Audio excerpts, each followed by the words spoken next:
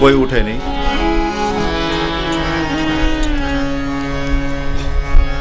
सीताराम राम राम सीताराम राम राम सीताराम राम राम सीताराम राम राम सीताराम राम राम सीताराम राम राम सीताराम राम राम।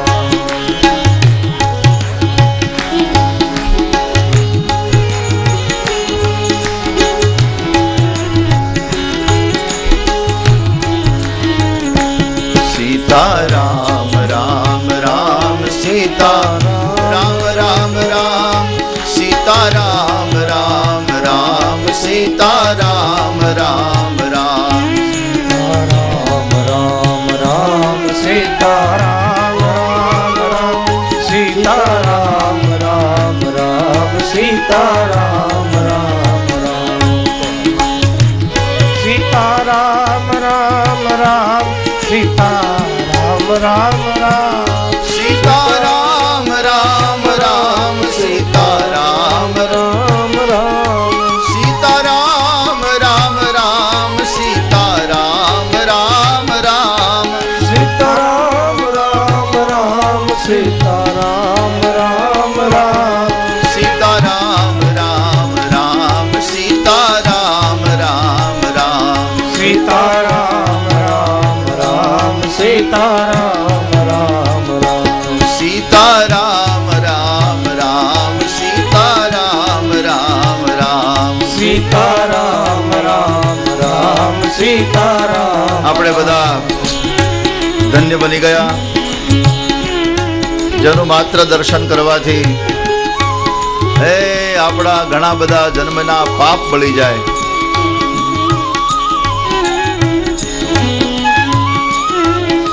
એવા પૂજની બાપુ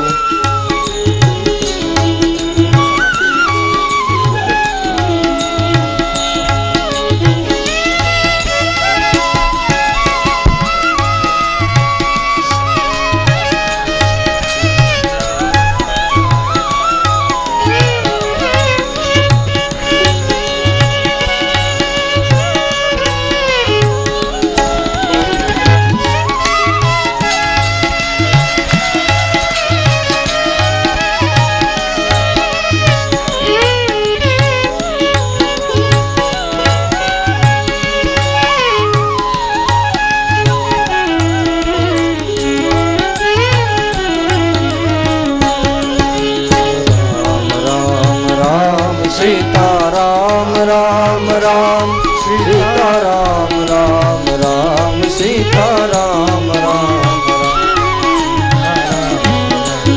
राम सीताराम राम राम सीताराम राम राम सीताराम राम सीताराम राम राम सीताराम राम राम सीताराम राम राम सीताराम राम राम सीताराम राम राम सीताराम राम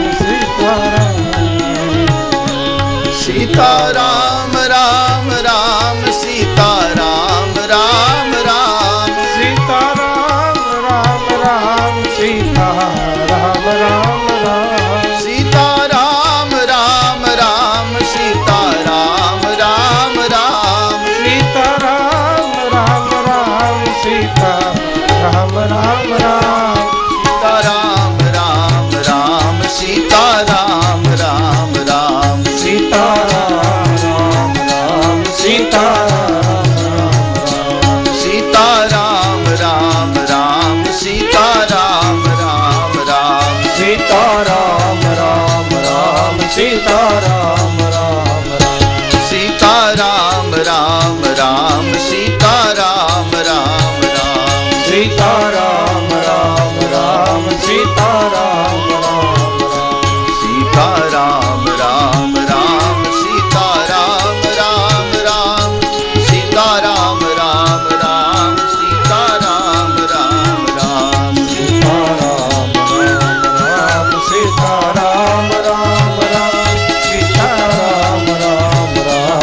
સીતારામ રામ સીતારામ રામ રામ સીતારામ રામ રામ સીતારામ રામ રામ સીતારામ રામ રામ સીતારામ રામ રામ સીતારામ રામ રામ સીતારામ રામ રામ સીતારામ રામ રામચંદ્ર ભગવાન કી આપણા બધા પર ખૂબ ખૂબ કૃપા કરી ધરાભૂષણ પૃથ્વીનો એક આભૂષણ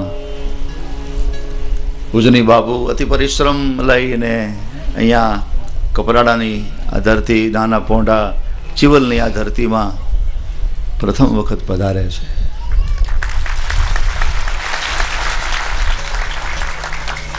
ये कर्म नहीं तो क्या है, ये कृपा नहीं तो क्या है. પણ બાપુ આ મારો આદિવાસી વિસ્તાર, એના કોઈ ઝૂંપડામાં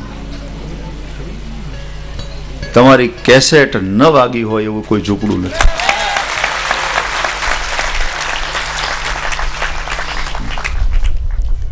તમારું દર્શન આ અમારા ભાઈ પત્રકારો બિલકુલ બેસ જાઓ, બધા બેસ જાઓ હવે, બસ બિલકુલ બસ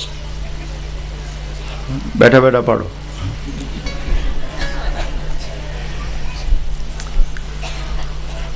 તમારું દર્શન તો બાપુ અમુક અમારા આદિવાસી વિસ્તારે આજે કર્યું,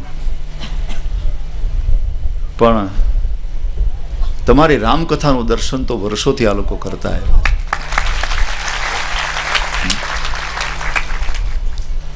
તો આજે મેં તો હમણાં મોહનભાઈને હમણાં કીધું, હમણાં કથામાં જ કીધું કે સવારે જ્યારથી બેઠો ત્યારથી બાપુ જ મગજમાં છે. અને ભાગવત હાલ્યું ને રામાયણ હાલી બાપુ. હા, આપે ખૂબ કૃપા કરી, મારા પર આપે ખૂબ સ્નેહ કર્યો છે.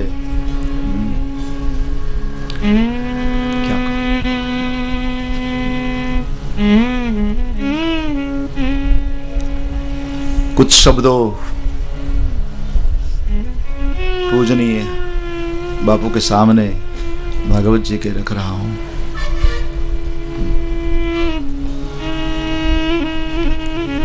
व्यासपीठ के सामने बैठ गए, फिर भी व्यासपीठ की शोभा देखो कितनी बढ़ गई.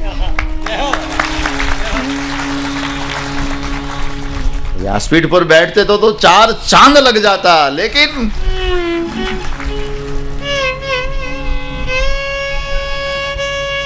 सामने बैठ गए तो फिर भी देखो. बस ये कर्म नहीं तो क्या है, ये कृपा नहीं तो क्या है.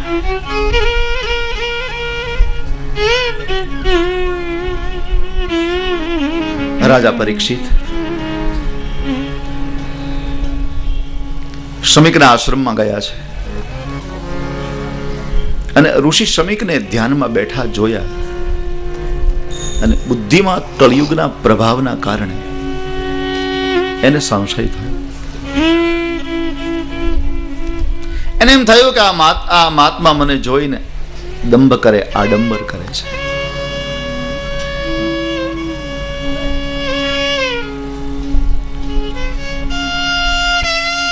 કોઈનું ભજન આપણને દંભ દેખાય તો સમજવાનું બુદ્ધિમાં કળિયુગ ઘૂસી ગયો છે.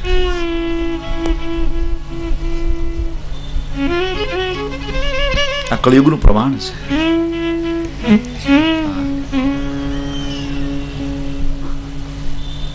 પાખંડ આમ તો મહાપુરુષોએ ઘણા બધા પ્રમાણો આપ્યા છે કે પરેશુ મૈત્રી સ્વજનૈષુ વૈર. બુદ્ધિ જ્યારે ભ્રમિત થાય ત્યારે પોતાનાની સાથે લોકો વેર કરીને પરાયાની સાથે મૈત્રી કરે. પોતાનો પારખો લાગે, પારખો પોતાનો લાગે. વાસ્તવિક સંત હોય એની ઉપેક્ષા કરે અને પાખંડની લોકો પૂજા કરે, દંભની પૂજા કરે. આ બધા પ્રમાણો છે. પણ બુદ્ધિ ભ્રમિત થાય ત્યારે કળિયુગનો સ્પર્શ થયો છે, મસ્તકમાં કળિયુગ છે, એટલા માટે આ બધા ભ્રમ જાગ્યા છે.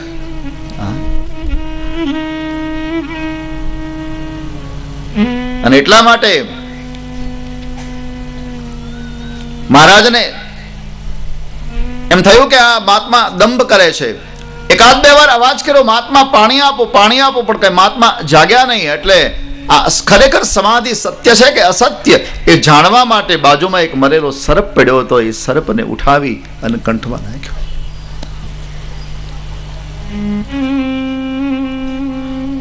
આમ તો આશ્રમ અને મરેલો સર્પ બે આમ સુસંગત નથી.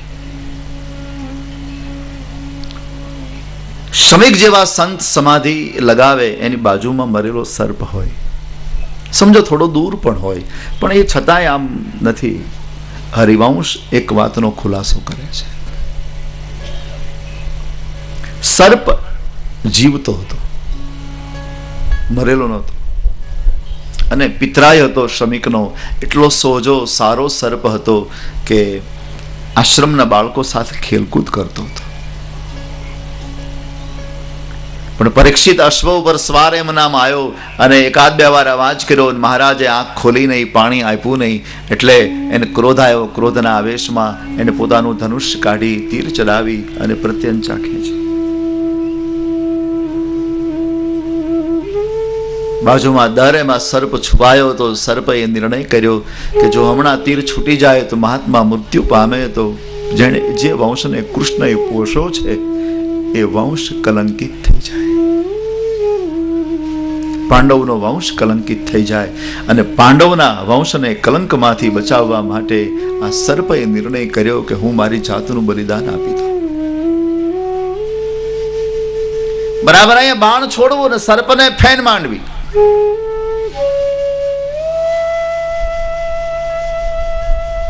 એટલે ભયગ્રસ્ત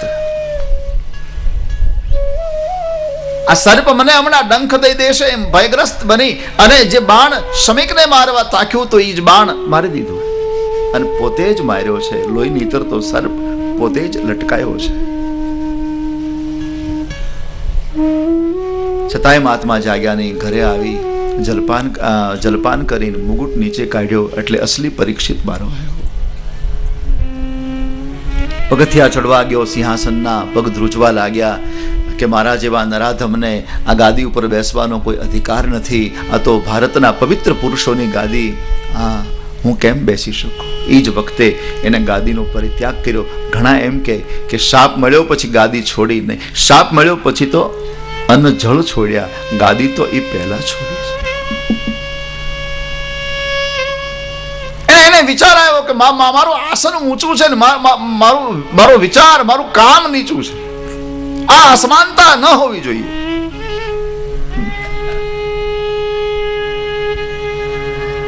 જે રાષ્ટ્રમાં, જે પ્રાંતમાં આ અસમાનતા હોય, ઊંચા આસન ઉપર બેસનારા માણસો નીચા કામ કરે,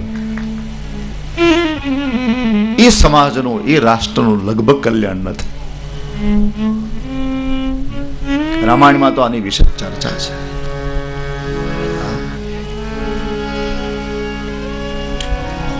સરસ્વતી દેવતાઓને કહે છે તમારું રહેવાનું સ્વર્ગમાં અને વિચાર એવા કરો છો કે રામ વનમાં જાય.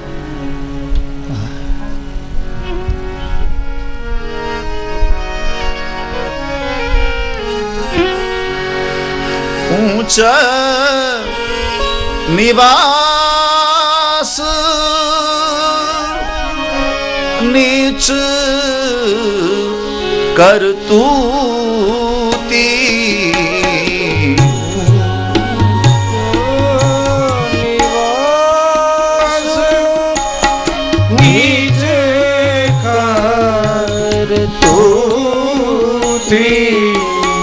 ઊંચ નિવાસ નીચ કર.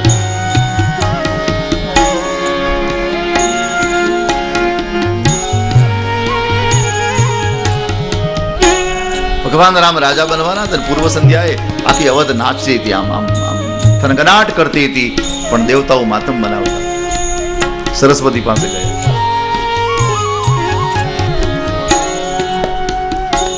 અમે બહુ મોટી વિપત્તિમાં ફસાઈ ગયા છે. दुखना डूंगरा टूटी पड़ा हमारे, विपत्ति हमारी बिलो की बड़ी, दुखना डूंगरा हमारा पर तूटी पड़ा है। देवताओं कहू, देव सरस्वती जी कहू तो शू थयु?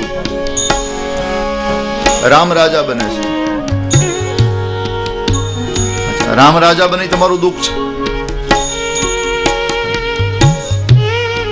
ए देवताओ, आ दुखमांथी छटकવાનો आ संसाરમાં કોઈ ઉપાય નથી। બીજો સુખી થાય ઈ જો માનવનું દુખ બને તો એમાંથી કોણ સુખી કરી શકે? દુખના કારણો ઘણા બધા, પણ એક સ્વભાવજન્ય દુખ છે। કાલ કર્મ સ્વભાવ ગુણ।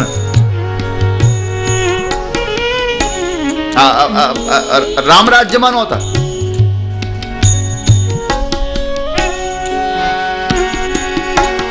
બાજુના ઘરમાં મોટું ટેલિવિઝન આવે ને આપણી ટેલિવિઝનની જોવાની મજા મરી જાય, કયો મંત્ર કામ લાગે? ભગવદ્ ગીતામાં શાયદ આને જ અમર્ષ કહ્યો છે।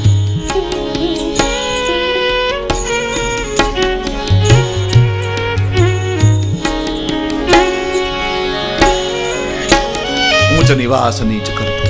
અને એ વખતે દેવતાઓને ફટકારીને સરસ્વતી કહે, એ દેવતાઓ, આટલી ઊંચાઈ પર સ્વર્ગમાં તમારું રહેવાનું, તમારા વિચારો આટલા બધા નીચે?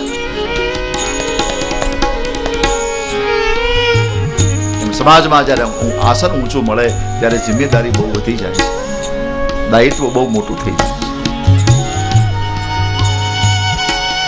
આ ઊંચાઈને પચાવવી ભાઈ બહુ બહુ બહુ કઠિન છે।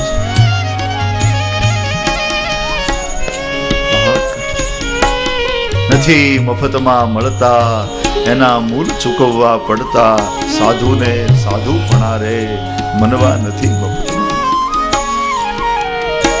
ભરી બજારે કોઈ વેચાણા, કોઈ તેલ કડામાં બળતા, ઘરની નારીને અમારો જલારામ, ઘરની નારીને દાનમાં દેતા, તોય દિલ એના નવ ડરતા, સંતને સંતપણા રે મનવા નથી મફતમાં મળતા।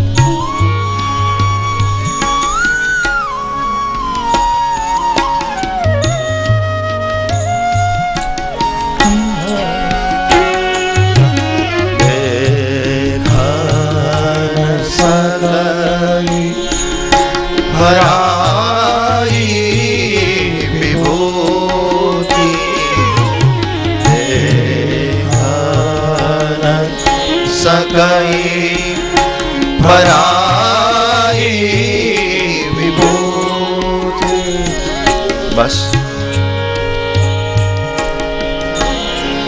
આ 600મી કથા થોડી વાર પૂરતી બાપુને સંભળાવી હતી, એટલે સંભળાવી દીધી।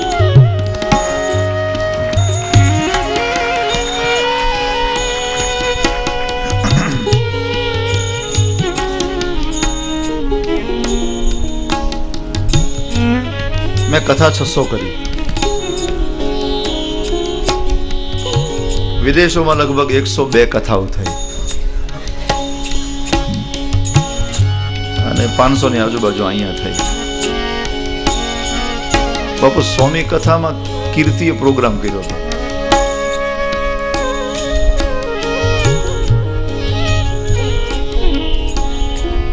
પણ બાપુ એક વસ્તુ મને ઘણી વખત એવો વિચાર આવે કે મેં એટલી જ કથા કરી જે કથામાં તમે આશીર્વાદ આપવા આવ્યા।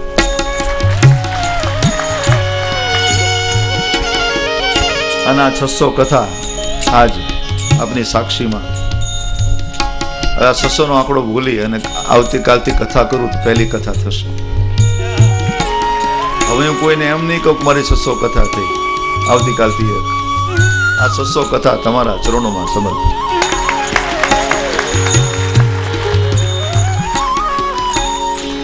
આનું જે કાંઈ પુણ્ય મને મળ્યું હોય એ તમને બધાને આપી દઉં છું।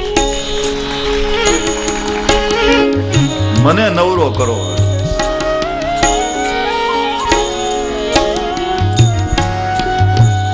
હવે મને મુક્ત કરો। अब भजन करना है बस।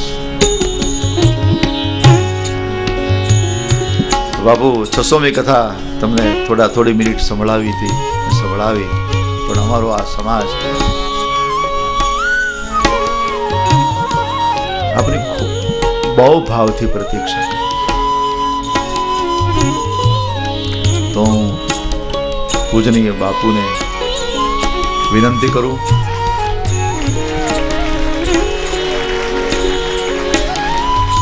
આશીર્વાદ આપે, સાથે ઉદ્બોધન.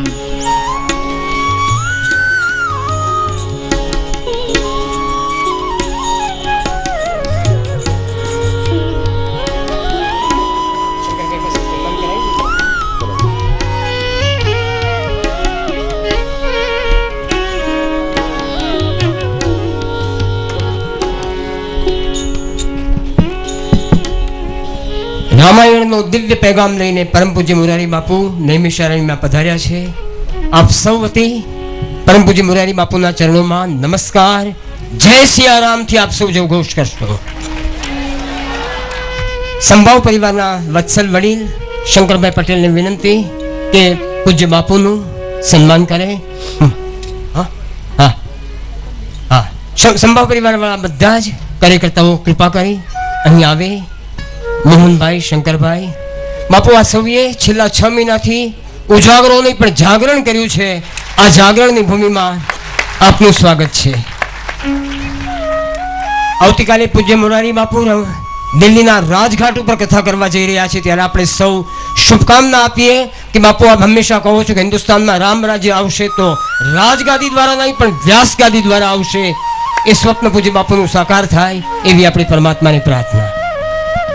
પૂજ્ય બાપુ સન્માન કરે તે પહેલા એક સરપ્રાઈઝ. સરસ્વતી માતાના ખોળે કલમ મૂકીને આપ સૌનો ભાવ પ્રગટ કરતું એક નાનકડું માનપત્ર બનાવ્યું છે. પૂજ્ય બાપુના વરદસ્તે આપણે પૂજ્ય શરદભાઈને આ 600મી કથાના અવસરે અર્પણ કરીશું. ઓમ નમો ભગવતે વાસુદેવાય. નૈમિષારણ્યની આ પવિત્ર તપસ્થલીમાં વિશ્વવંદ્ય વિરલ સંતોની પાવન નિશ્રામાં પૂજ્ય શરદભાઈની અભિવંદના. ભાવ અને ભક્તિમાં ભરપૂર ભાગવતાચાર્ય પરમ પૂજ્ય શ્રી શરદભાઈ વ્યાસ. આખા માનપત્રનો સાર 3 શબ્દોમાં: પંથ, પ્રકાશ, પ્રેરણા. આંખોમાં અનુકંપાનું અંજન, સ્વભાવમાં સંસ્કારનું ચંદન, અને ભીતરમાં રઘુનંદન રામચંદ્રજીને અને નંદનંદન ભગવાન શ્રી કૃષ્ણને વંદન કરીને પૂજ્ય શરદભાઈ એક ધન્ય ક્ષણે આ ધીંગી ધરા પર આવ્યા. આપે માનસની મંદાકિની અને શ્રીમદ ભાગવતની ભાગીરથી દેશ અને દુનિયામાં વહેવડાવીને લાખો લોકોને પ્રભુ પરાયણ કર્યા છે. તેથી પ્રભુ પ્રસન્ન થઈ અને પોતાનું વરદસ્તું ચોકરીને આપને આશીર્વાદ આપ્યા. વત્સ તથાસ્તુ. એ સાથે સોમનાથના પવિત્ર પરિસરમાં ત્રિવેણી તીર્થમાં પૂજ્ય શરદભાઈને શ્રેષ્ઠ કથાકારના એવોર્ડથી વિભૂષિત કરવામાં આવ્યા હતા. પૂજ્ય શરદભાઈ માટે લખ્યું છે: આપનું પ્રત્યેક પગલું પ્યારા પ્રભુની પ્રદક્ષિણા છે. આપનું જીવન એક યજ્ઞ છે. પ્રત્યેક અક્ષર યજ્ઞનારાયણને આહુતિ છે. પ્રત્યેક શબ્દ તુલસીદલ છે. પ્રત્યેક વિચાર એક મંત્ર છે. અને દરેક દિવસ જીવનનો આપનો પરમાત્માને અર્ઘ્ય છે. પ્રત્યેક પગલું કાળના કિનખાબ ઉપર અમીટ મુદ્રા અંકિત કરે છે. નાના પોંઢાના નમણા અને નયન રમ્ય નૈમિષારણ્યમાં આપશ્રી આપની જ્યોતિર્મય વાણી વડે જ્યારે 600મી કથા કરો છો, ત્યારે અમે સૌ ભાવ અને ભક્તિથી આપની કીર્તિ કૌમુદીનું કૃતાર્થ ભાવે સ્મરણ કરીને આપને ચંદન કરીએ છીએ, વંદન કરીએ છીએ અને પૂજ્ય બાપુના વરદસ્તે આ માનપત્ર અર્પણ કરીએ છીએ. એક જ વાક્ય છેલ્લે: પૂજ્ય શરદભાઈ, શત શત શરદ આપના કંઠનો કેદારો ગાજતો રહે, ગુંજતો રહે, ગોવિંદના ગુણગાન ગાતો રહે. એ ભાવ સાથે આપણે એટલું જ કહીએ: शरदभाई आपकी खुशियों का प्याला सदा छलकता रहे, जिंदगी का चमन यूं ही महकता रहे, आसमान में जब तक चांद सूरज रहे, आपकी किस्मत का सितारा चमकता रहे, चमकता रहे. पूज्य बापू ना वरदान से पूज्य हरिदास जी महाराज પણ સાથ આપશે.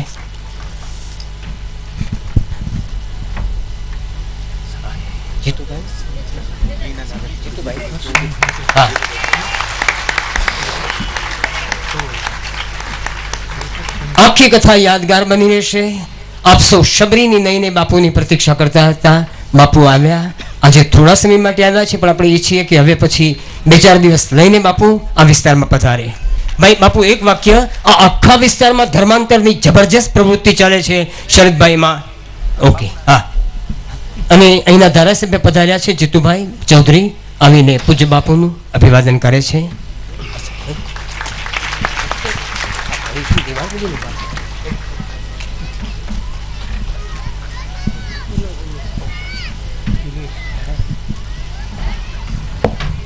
અને હવે પૂજ્ય બાપુ પોતાની ઋતુંબરા વાણીમાં સંબોધન કરે છે. આપણે જબરદસ્ત તાળીઓથી બાપુનું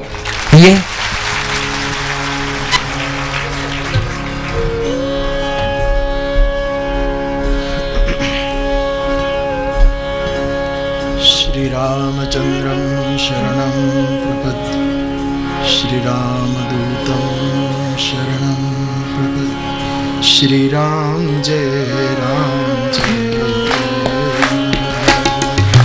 श्रीराम जय राम जय जय राम श्रीराम जय राम जय जय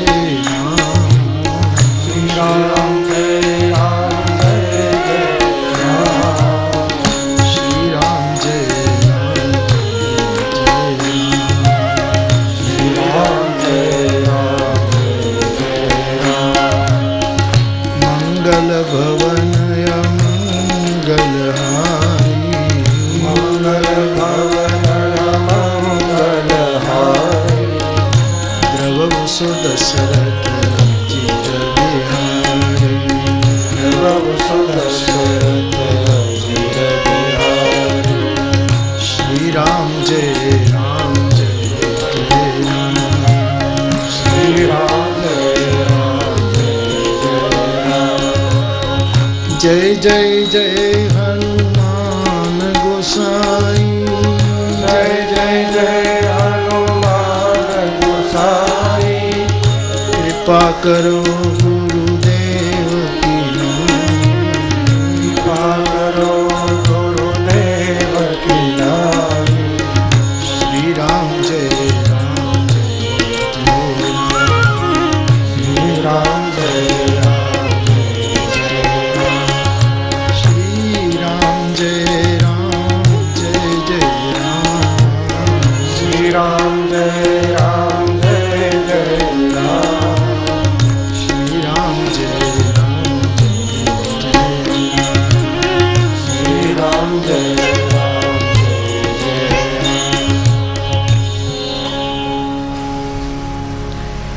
व्यासपीठ पर विराजित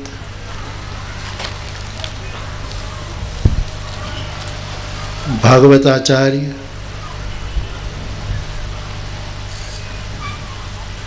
पूज्य शरद भाई पूज्य बाप जी आवा एक दिव्य સત્કર્મમાં નિમિત્ત બનેલા સૌ યજમાનો યજમાન પરિવારો પૂજ્ય શરદભાઈની સાથે સતત કથામાં પોતાની કળાની આહુતિ આપતા સૌ સૂર અને સ્વરના ઉપાસકો, આપ સૌ મારા ભાઈ બહેનો, આપ સૌને મારા પ્રણામ. અહીંયા આવવામાં મારી પ્રસન્નતાના 3 કારણો છે. પહેલું કારણ એ કે હું અહીંયા આવી શક્યો, 15 મિનિટ ભાગવત કથાનું શ્રવણ કરી શક્યો, એ પહેલું કારણ. બીજું કારણ કે આટલી મોટી સંખ્યામાં આપ જે શ્રદ્ધા અને આસ્થાથી ભારતીય વ્યાસપીઠના તરફ દ્રષ્ટિ રાખી રહ્યા છો, એનું દર્શન કરવાથી મને કથા સાંભળવાનો મને લાભ મળ્યો એ પ્રસન્નતા છે, પણ આપ સૌની આંખમાં રહેલો ભાવ એનું દર્શન કરવાનું મારી બીજી વિશેષ પ્રસન્નતા. અને એના કરતાં વિશેષ પ્રસન્નતા પૂજ્ય શરદભાઈ 600મી કથાનું અનુષ્ઠાન કદાચ અમેરિકામાં પણ કરી શક્યા હોત, નિશંક. હું જાણું છું કે એમનો એટલો બધો એમના તરફ સદભાવ રાખનારા પ્રપન્ન સેવકોનો સમુદાય છે, લંડનમાં પણ યોજી શક્યા હોત. અને એમની સરળતાને લીધે એ મને અનુકૂળ કરી આપે, તારીખ કરી આપે છે હંમેશા. એટલે હું કદાચ એમની 600મી કથામાં અમેરિકા પણ ગયો હોત, લંડન પણ ગયો હોત, પણ મારી પ્રસન્નતાનું શ્રેષ્ઠ કારણ એ છે કે આ મહાનુભાવ, આ વ્યક્તિત્વ, આ ભાગવતને સમર્પિત વ્યક્તિ, એમણે પોતાની 600મી કથા એક નાનકડા એવા ગામડામાં અને આદિવાસી વિસ્તારમાં બેસી અને ઉજવવાનું નક્કી કર્યું. એ મારા માટે વંદનને પાત્ર છે બાપ. નહીંતર આ ગમે ત્યાં થઈ શકત છે.